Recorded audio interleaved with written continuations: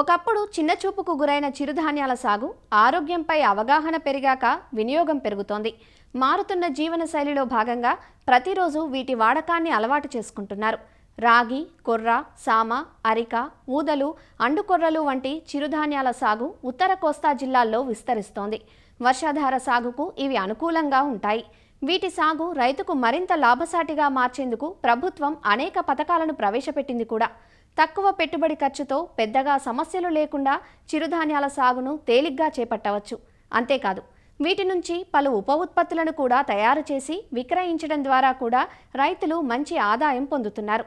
చిరుధాన్యాల సాగు వివరాలను తెలియజేస్తున్నారు ఆచార్య ఎన్జీ రంగా వ్యవసాయ విశ్వవిద్యాలయం, విజయనగరం జిల్లా ఏరువాక కేంద్రం సీనియర్ శాస్త్రవేత్త డాక్టర్ ఎంఎంవి శ్రీనివాసరావు. మరి ముఖ్యంగా చిరుధాన్యాలు మనకు వర్షాధారంగా బాగా పండుతాయి కాబట్టి మరి మిట్లో నీరు ఆధారం లేని దగ్గర మరి తక్కువ నీటితో రైతులు మంచి దిగుబడులు సాధించి మంచి ఆదాయం కూడా పొందొచ్చు. ఈ చిరుధాన్యాలని మనం వేస్ట్గా ఏదైతే అనుకుంటున్నామో పొలాన్ని, ఆ పొలంలో కూడా మనం సాగు చేసుకోవచ్చు. కాకపోతే తేలికపాటి నేలలు అవ్వాలి. మరి నీరు నిలవకుండా మనం తేలికపాటి ఉన్న నేలలన్నింటిలో కూడా మనం సాగు చేసుకోవచ్చు. అయితే మనం ఉత్తర కోస్తాలో ముఖ్యంగా చోడి, కొర్ర మరి ఎక్కువ సాగు చేస్తున్నారు. అలాగే మెట్లో ఎక్కడ కొండ వాళ్ళ ప్రాంతాల్లో ఊదా సాగు చేయడం జరుగుతుంది. చోడి మనం సాగు చేసే విధానం చూసినట్టుగైతే చోడిలో మంచి రకాలు మన విజయనగరం వ్యవసాయ పరిశోధన స్థానం నుంచి రిలీజ్ చేయడం జరిగింది. చంపావతి, భారతి, హిమ, అలాగే సువర్ణముఖి, అలాగే ఇంద్రావతి, వేగావతి, మరి ఈ రకాలు కూడాను మనకు అందుబాటులో ఉన్నాయి. విత్తన మోతాదు చూసినట్టుగైతే ఎకరానికి మనం నారు పోసి ఉడుద్దాం అనుకున్నప్పుడు 2-3 కిలోల విత్తనం సరిపోతుంది. విధానంలో వేసుకున్నట్టుగైతే 3-4 కిలోల విత్తనం మనం తెచ్చుకోవాలి. ముఖ్యంగా చోడులో ఈ అగ్గి తెగులు, అలాగే పొడ తెగులు ప్రధాన సమస్యలుగా ఉంటాయి కాబట్టి ఖచ్చితంగా విత్తన శుద్ధి చేసుకోవాలి. మరి విత్తన శుద్ధి మనం చూసినట్టుగైతే 2 గ్రాములు ఆ కార్బనిజం మందుని కిలో విత్తనానికి విత్తన శుద్ధి చేసి వేసుకోవాలి. లేదా 3 గ్రాములు మ్యాంకో జబ్బు, ఈ 2 మందులు ఏ మందైనా పర్వాలేదు. లేదా సూడోమోనాస్ అయితే 10 గ్రాములు 1 కేజీ విత్తనానికి విత్తన శుద్ధి చేసుకున్నట్టుగైతే ఈ అగ్గి తెగులు, అలాగే పొడ తెగులు రాకుండా నివారణ చేసుకోవచ్చు. ఎరువులు యాజమాన్యం చూసినట్టుగైతే మనం ఎకరానికి ఒక 100 కేజీల సింగిల్ సూపర్ ఫాస్ఫేట్ ఎరువుని ఆఖర దమ్ములో వేసుకొని అలాగే ఉడుచుకోవాలి. అలాగే ఉడిచిన తర్వాత సుమారుగా 20 కేజీల పొటాషు, అలాగే ఒక 25 కిలోల యూరియా 2 కలిపి మనం చల్లుకోవాలి.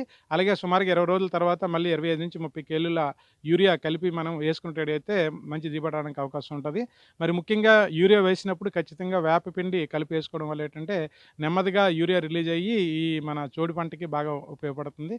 మరి ముఖ్యంగా నీరు యాజమాన్యం చూసినట్టుగైతే వర్షాధారంగా సాగు చేసినప్పుడు మనకు 15-20 రోజుల వయసులో వ్యవధిలో వర్షాలు పడుతుంటే సరిపోతాయి. లేదా ఒకవేళ బెట్టు పరిస్థితులు వస్తే మనం పలచని నీరు తడులు ఇచ్చుకున్నట్టుగైతే మంచి దిగుబడి రావడానికి అవకాశం ఉంటుంది. అలాగే మనం మిగిలిన మన పంటలు చూసినట్టుగైతే కొర్రల్లో కూడా మనకి మంచి అనువైన రకాలు మన నంద్యాల ప్రాంతీయ వ్యవసాయ పరిషత్ నుంచి రిలీజ్ చేయడం జరిగింది. దాంట్లో మనకి ఉత్తర కోస్తాకు అనువైనది సూర్యనంది, అలాగే మనకి SIA 3085 అనే రకం ఒకటి, SIA 3156, SIA 326 రకం, అలాగే SIA 2644 ఈ శ్రీలక్ష్మి. సో ఈ రకాలు ఏవైనా కానీ మనం ఎన్నుకొని మనం ఇక్కడ విత్తుకోవచ్చు. విత్తన మోతాదు చూసినట్టుగైతే 5-7 కిలోల విత్తనాన్ని ఎన్నుకొని మనం ఎకరా పొలంలో మనం జల్లుకోవాలి. మరి కొర్రని మనకు తెలుసు అందరూ కూడా యథ పద్ధతిలోనే పండిస్తారు కాబట్టి యథ పద్ధతిలో మనం జల్లుకోవాలి. మరి యథ పద్ధతి పండించినప్పుడు ఖచ్చితంగా మనం ఆఖరి దుక్కులో ఒక బస్తా సింగిల్ సూపర్ ఫాస్ఫేట్ వేసుకోవాలి. అలాగే ఒక 15-20 కిలోల యూరియా, అలాగే మళ్ళీ విత్తనాలు వేసిన ఒక 20 రోజుల తర్వాత కలుపు తీసుకొని మళ్ళీ ఒక 20 కిలోల యూరియా వేసుకున్నట్టుగైతే మంచి దిగుబడి కొర్రల్లో కూడా సాధించడానికి అవకాశం ఉంటుంది. మరి ఇటీవల కాలంలో మన అరకు ఏరియాలో, అలాగే పాడేరు ఏరియాలో మనకు సామ పంట బాగా ప్రాచుర్యం పొందుతుంది. మరి సామ పంటలో మనం చూసినట్టుగైతే OLM 203 రకము, అలాగే BL6 అనే రకము, అలాగే JK8 అనే రకము, అలాగే DHLM 36-3 అనే రకం, ఈ 4 రకాలు కూడా బాగా ప్రాచుర్యం పొందుతున్నాయి.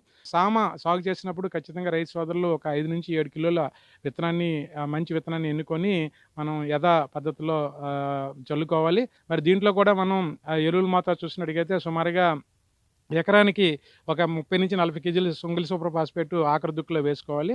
అలాగే యూరియా విత్తనాలు వేసినప్పుడు ఒక 10 కిలోలు, అలాగే విత్తిన ఒక సుమారుగా 20-25 రోజుల్లో ఒక 10 కిలోలు యూరియా వేసుకున్నట్టుగైతే మంచి దిగుబడి సాధించడానికి అవకాశం ఉంటుంది.